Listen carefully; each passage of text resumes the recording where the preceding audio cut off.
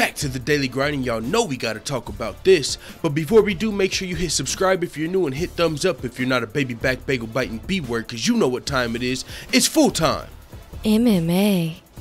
The UFC has just announced Jacare Souza versus Kelvin Gastelum for UFC 224 in Rio de Janeiro, Brazil, in a title eliminator middleweight fight.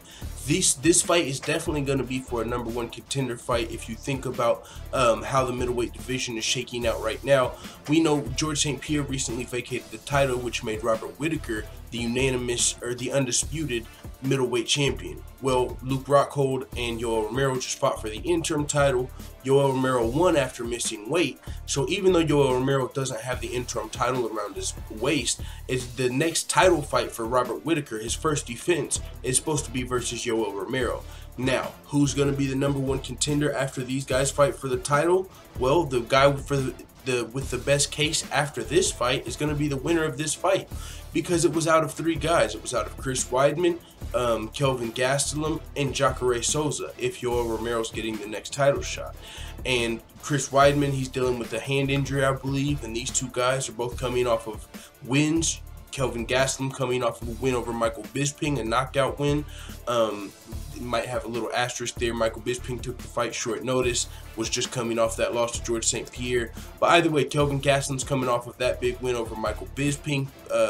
And Jacare's coming off of a very impressive first-round knockout of Derek Brunson. So whoever wins this fight will move to being on a 2-fight winning streak in the middleweight division over top contenders, and will have a very good case for the next title shot versus either Robert Whittaker or Yoel Romero.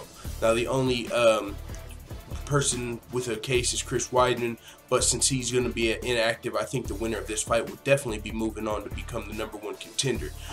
Kelvin Gastelum, the thing about this fight, man, it's a perfect fight. I don't want to say perfect fight, because what I'm trying to say is it's great matchmaking, because Kelvin Gastelum is a guy who's coming up from welterweight. We saw him struggle against middleweights that are like in their prime, as far as Chris Weidman when he faced him. He did clip Chris Weidman in the first round, but after that, Chris Weidman just showed his size advantage and just wrestled Kelvin Gastelum, got multiple takedowns before submitting him. And Kelvin Gastelum hasn't really had success against any prime middleweights in that sense, but he has, since moving to the middleweight division, been beating a lot of the older middleweights like the Michael Bispings, the Vitor Belforts, the Tim Kennedys, the guys that are on the way out of the middleweight division. And Jacare, he just got that knockout over Derek Brunson, but he's like 39 years old, so it seems like the perfect age range for who Kelvin Gastelum has been fighting in the middleweight division. But the difference between Jacare and some of the other guys that Kelvin Gastelum has been fighting is Jacare has been in the top of the middleweight division, like the top 4, a serious contender for a while now. His only real loss, did he lose to Tim Boetsch? I don't believe so. But I know he lost to Robert Whittaker. But other than that, Jacare's been beating top guys. And most recently, of course, he just knocked out Derek Brunson. So Jacare is 38, 39 years old, but he's shown he can knock out top guys. We also all know about fucking Jacare's jiu-jitsu skills. So if this fight goes to the ground, I think Jacare's got the advantage. Striking, I would give the nod to Kelvin.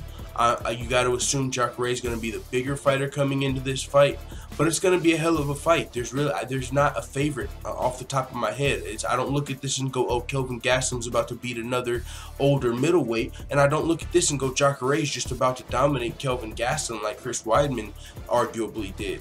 So this is going to be a great fight. It's in Brazil. Kelvin Gastelum's got a win over Vitor Belfort already, which was overturned due to marijuana.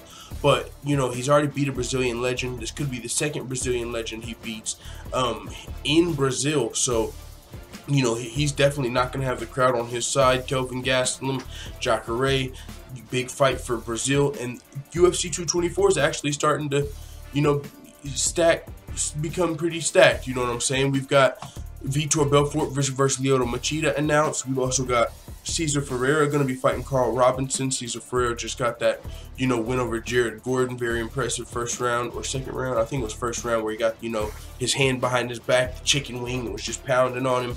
Alex Olenek versus Junior Albini, the big baby. That's going to be a dope heavyweight fight.